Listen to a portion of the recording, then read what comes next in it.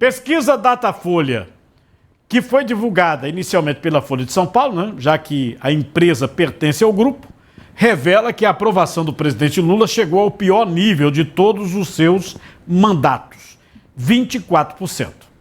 A reprovação atingiu também um percentual recorde, 41%.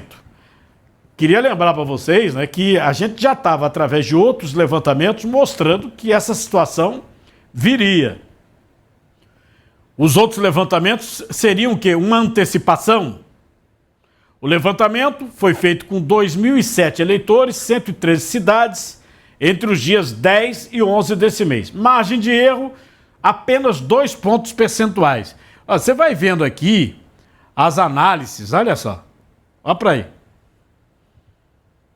Inclusive, dessa vez, é praticamente geral a queda. Porque, ó, o pessoal comenta muito isso aqui, ó. Essa questão aqui que eles chamam de boca de jacaré. Quando acontece isso, é uma bronca do tamanho de um trem. Pá! É a boca do jacaré engolindo o pesquisado, entendeu? Engolindo o pesquisado. É a diferença, é a queda vertiginosa. Lá em cima é o anterior, embaixo é o agora. Tá vendo? Era 41, tá em 24. A pesquisa Datafolha aponta também queda na aprovação do governo Lula entre eleitores católicos.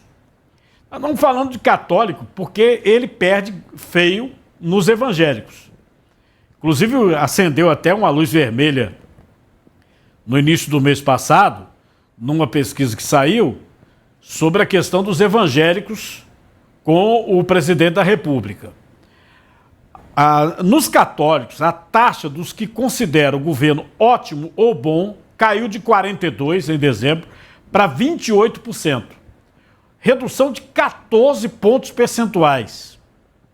Entre os evangélicos, a aprovação do governo também diminuiu. Já era ruim, mas diminuiu. Passou de 26 para 21. É bom lembrar que todas essas quedas estão além da margem de erro. Né? Não existe margem de erro nessas quedas. Estão além. Segundo a coluna da jornalista Bela Megali no jornal O Globo, o presidente ainda não confirmou se vai buscar a reeleição e também não confirmou se está articulando um sucessor competitivo. Em conversa com os auxiliares, Lula pediu para não ser incentivado a concorrer caso não tenha condições de saúde. Citou o exemplo do presidente americano, o ex-presidente Joe Biden. O Joe Biden, né, ele participou até de um debate com Trump, mas o pessoal questionou a condição dele de saúde e disse que ele não deveria concorrer. Então o presidente Lula, que está com 79 anos, também colocou já isso. Quem está falando é a jornalista Bela Megali do Globo. Eu já disse aqui para vocês que muitas vezes a gente usa esses interlocutores, jornalista fulano de tal, jornalista ciclano de tal. Por quê? Porque esses jornalistas têm acesso às informações dentro lá do poder, né? Eu já falei aqui para vocês que quando a gente quer saber alguma coisa que o ministro do STF pensa, tem uma jornalista da Globo News que ela tá lá assim, ó, eu recebi aqui um zap, ó, faz isso, a mulher recebe zap de ministro do Supremo, né? Eu já comentei aqui para vocês que o coronel Mauro Cid, por exemplo, nenhuma delação premiada dele foi divulgada para os advogados de defesa, porque todo o processo do golpe é baseado na delação premiada do assistente de ordens de Bolsonaro, que é o coronel Mauro Cid. E eu já disse aqui para vocês o seguinte: a defesa de Bolsonaro, de Braga Neto, dos Kid Preto, aqueles coronéis, capitão, sargento, sei lá, aquele povo todo rodou para conseguir a delação oficial. Não conseguiu. Só que o jornalista Lauro Jardim e a Folha de São Paulo, também com outra jornalista, me parece que é a Mônica Berga, furaram todos. Deram a delação, a primeira, ipsis litem. Ah, o STF, o Supremo Tribunal Federal questionou? Não, não questionou. Então a gente, às vezes, se baseia nessas informações, porque o jornalista é bem informado, está recebendo a informação, por que eu vou desacreditar? A mesma coisa da jornalista do Globo que eu estou dizendo aqui. Ela diz que o Lula já falou, olha, não me incentiva a ser candidato, porque eu não sei se eu vou ter condição de saúde para ser candidato. Aí, para mais problema com o governo, sai uma pesquisa do IPEC. E essa pesquisa revela que 62% dos brasileiros são contra a reeleição de Lula em 2026. Outros 35% ainda defendem a sua candidatura. Aí, ó, tem os motivos citados. Esses motivos, eu acredito que sejam interessantes para o governo tentar se arrumar. Né? Porque a pesquisa colocou para as pessoas opinarem. Esse instituto, pessoal aqui, todo quanto é jornal, portal de notícias, publicou. Então, acredito que seja um instituto muito sério. Então, tá aqui, ó, os motivos aqui, tá certo? Aí, vamos lá, para o governo analisar. 36% alegam que ele não faz um bom trabalho. Que Lula não deveria ser candidato porque não faz bom trabalho. 20% corrupção. 20% corrupção. 17% mencionando a idade avançada. Ou seja, o que a gente está vendo é que o presidente Lula, primeiro motivo, não faz um bom trabalho. Eu queria, inclusive, dizer para vocês que na história recente desse país, nós temos diversos episódios. Nenhum presidente teve impeachment. A Dilma, Fernando Collor, tá? Se a economia fosse bem. Por exemplo, Lula 1, Lula 2. Meu amigo, mensalão logo no primeiro governo. Do ponto de vista jurídico, o Lula foi para a televisão para pedir desculpa, perdão ao povo brasileiro. O pessoal não lembra disso, não. Neguinho, entendeu? Casacudo da política, na filinha do banco, dentro da Câmara, dentro do Senado, para pegar propina, para votar a favor dessa ou daquela situação para o governo. Foi o primeiro governo. Depois o Petrolão, Lava Jato e outros escândalos que estouraram. Tá? O cara falou, não, o apartamento não é meu. Aí uma pessoa tirou a foto dele com o cara da OAS dentro do triplex. Mas como é que não é seu? Se você tá na foto, pô, conversa. Mas é o que aconteceu?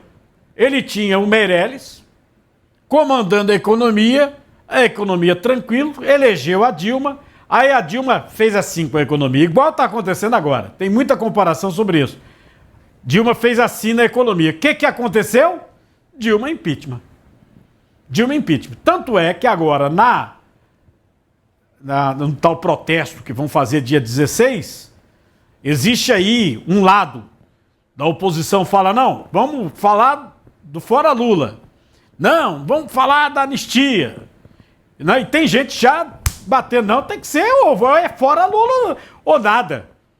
Porque qual é o medo? Não, se eu tirar Lula, vem o Alckmin.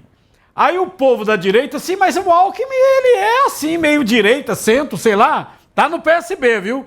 O Geraldo Alckmin. Aí o povo da direita tem medo, não, porque se ele entrar, ele é novo, vai querer se candidatar de novo, vê que bronca. O pessoal tem medo do Geraldo Alckmin. O picolé de chuchu, né, que chamam, né? O picolé de chuchu. Hã? Oh, meu Deus. Aliás, viu, João Bosco, eu fiquei assim, olhando, o pessoal, não sei se vocês observaram, o senador que teve aqui, americano, ele não foi no Palácio do Planalto, ele foi falar com o Alckmin, o republicano, e falou com o Tarcísio também. Isso. Né, nesse final de semana. Isso. Né? Isso não dá um medinho, não? Veja, há uma mudança no cenário mundial, eu vou tocar logo nesse tema aqui da inflação, da desaprovação do governo Lula. Veja que ele está agora atacando a camada que mais votou nele, que é a pessoa pobre, que ela sente na questão do alimento. O outro ponto importante dessa pesquisa, que fez com que caísse ruim, péssimo, é a violência no Brasil. Além do alimento, bem a lembrado. Violência. Então aqui você veja, Pernambuco já reflete isso, a violência está impregnada no Brasil como um todo, mas isso afetou diretamente também o bom resultado de Lula. Então ele atinge com o alimento a questão da emenda PIX, que também foi uma outra questão que ele vendeu uma história e, na verdade, a intenção era, mais na frente, tributar a todos que utilizassem valores acima de R$5.000. Então, isso já é uma demonstração de que ele perdeu completamente o controle da inflação e já caiu nessas pesquisas porque aquela população, mulheres, negros, o mais pobre, o nordestino que votaram nele, esse já não mais acredita no Lula. Quanto à questão da política internacional, que veio o senador americano como vice-presidente americano, foi para a Europa e deixou lá claro o recado, olha, esse discurso de vocês, que se não for o discurso do que vocês dizem aqui na Europa é verdadeiro, nós não aceitamos. Nós entendemos que agora a liberdade faz parte disso. Se você ficou de maior de idade, Europa, agora está na hora de você assumir o seu ônus militar. Comande o seu exército. E os Estados Unidos não tem mais condições de ficar protegendo um filho que já alcançou a maioridade.